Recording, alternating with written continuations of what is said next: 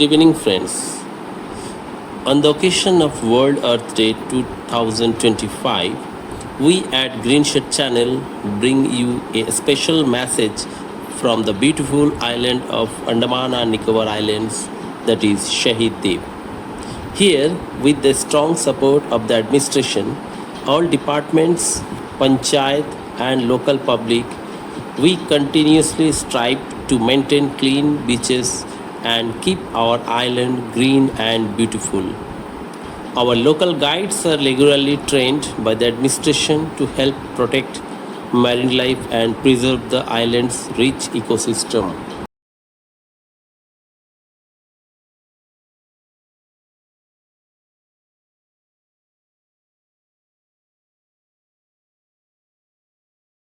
Regular initiatives are undertaken to preserve the island's natural beauty and to protect the rich marine life and ecosystem. US's 32nd President Franklin D. Roosevelt said, "A nation that destroys its soils destroys itself. Forests are the lungs of our land, purifying the air and giving fresh strength to our people." That's why plants are called the hotspots of biodiversity. Here, the dugong, also known as the sea cow, is a gentle marine mammal and proudly the state animal of Andaman and Nicobar Islands. Dugongs play a vital role in maintaining healthy seagrass ecosystems which support countless marine species. In the clear water around Shahid Deep, dugongs are occasionally sighted, reminding us of the rich biodiversity we must protect. It is our responsibility to conserve these peaceful creatures and ensure their survival for future generations. Here is the beautiful pictures taken from Shahid Deep Sunset Point. And after cleaning the beach, here all the garbage is ready to set for further process. Now I will show about the dugong. Here is the underwater marine life of Shahid Deep. You can see lot of marine species, and at the end of the video I will show the endangered animal dugong. Every year 28th of May we celebrate World Dugong Day. This World Earth Day I had the privilege to interview one of the renowned personalities of Shahid Deep, Dr. Bhagirath Debnath, the owner of Reef Valley Resort, who shared his valuable insights on conservation, sustainable tourism, and the importance of community participation. Together, we reaffirm our commitment to safeguard our paradise for future generation. Protect dugongs, our state animal, vital for marine life, found near Shahid Deep's precious water. I would like to meet our distinguished guest in front of you. नमस्कार sir, मैं green shade channel से आपको स्वागत करता हूँ। आज 22 अप्रैल है, आज वर्ल्ड अर्थ डे है। इस सिलसिले में मुझे आपसे आपका विचार जानना है आज का डे का उपलक्ष्य पर। तो मेरा जो सवाल है आपके लिए sir, what are the main environmental challenges faced by Shahid Deep and how can Earth Day initiatives help address them, sir? नमस्कार, मैं डॉक्टर भगीरथ देवनाथ शहीद द्वीप से बोल रहा हूँ। तो आज 22 अप्रैल है। आज का दिन हम लोग जो है वर्ल्ड आर्ट डे के रूप में मनाते हैं। साल का जो मेन थीम है आवर प्लानेट आवर पावर, ये इस साल का मेन थीम है। तो जो 8 डे सेलिब्रेशन करने का जो मेन लक्ष्य है ये है कि हमारा जो यूथ है, हमारा जो समाज है, उसको जागरूक करना इन द सेंस कि हमें हमारा जो इन्वायरमेंट है उसको संरक्षण करना है।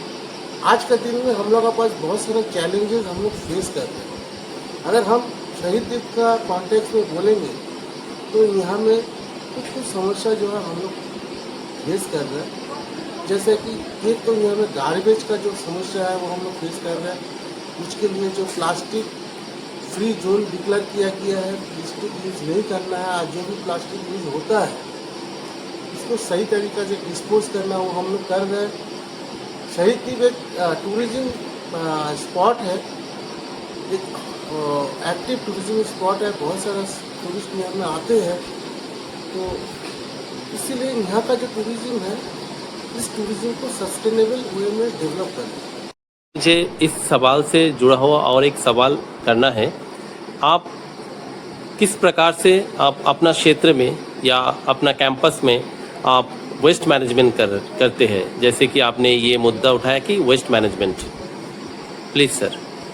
देखिए, वेस्ट मैनेजमेंट जैसा हम एक रिसोर्ट ओनर है, वो हमारा मेन बिजनेस जो है रिसोर्ट होटल बिजनेस है।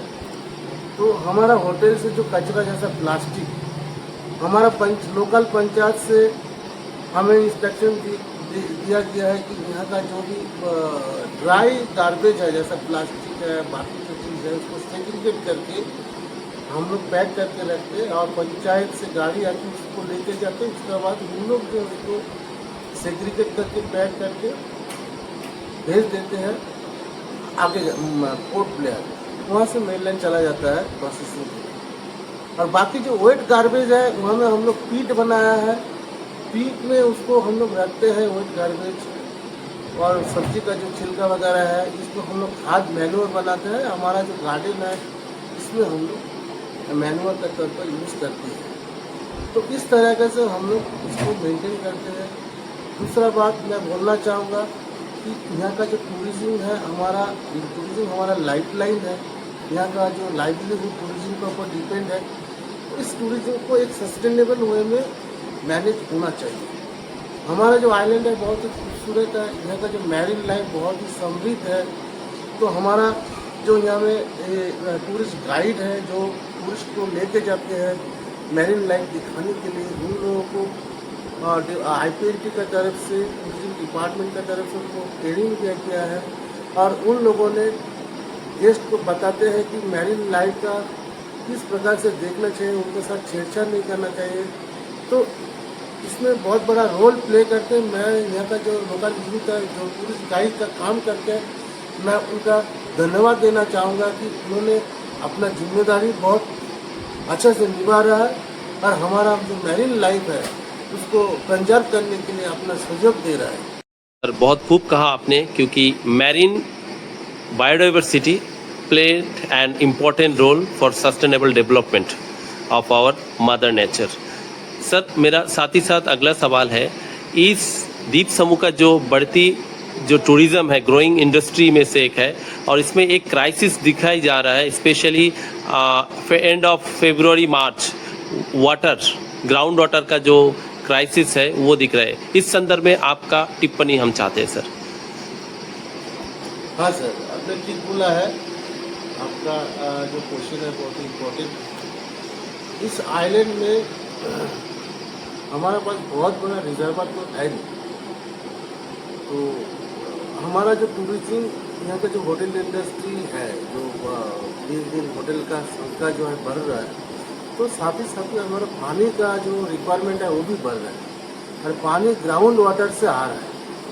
तो हमें इस वाटर को एक सस्टेनेबल मैनेजमेंट करना चाहिए। वाटर का यूज जो है ऑप्टिमल यूज हमें करना पड़ेगा।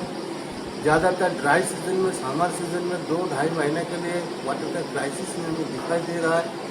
तो हमें ज़्यादा से ज़्यादा इस समस्या से उबरने के लिए हमें वाटर को स्कार्सिटी देखते हुए इसका ऑप्टिमम यूज़ करना होगा और जो है ग्राउंड जैसे जैसे कि हमें जो रेन वाटर हार्वेस्टिंग करना पड़ेगा, रेन वाटर हार्वेस्टिंग करने से जो है समस्या से उबारने के लिए हमें हेल्प होगा। दूसरा बात है, हमारा ग्राउंड वाटर लेवल को भी बढ़ाना पड़ेगा। हमारा जो लैंड है, एग्रीकल्चरल लैंड है, हमें छोटा छोटा तालाब हम लोग बना सकते हैं जहाँ में हम लोग मछली वगैरह पालन कर सकते हैं। और बारिश का पानी वहाँ में जमा होगा तो ग्राउंड वाटर भी धीरे धीरे बढ़ेगा। तो ये एक तरीका है। और साथ ही साथ में हमें ज़्यादा से ज़्यादा पेड़ लगाना होगा। ठीक है, तो अगर हम पेड़ लगाएंगे ग्रीनरी बढ़ेगा और यहाँ में ज़्यादा बारिश होगा और यहाँ का जो ग्राउंड वाटर लेवल है वो भी ठीक रहेगा। जी सर, आपने बिल्कुल सही कहा।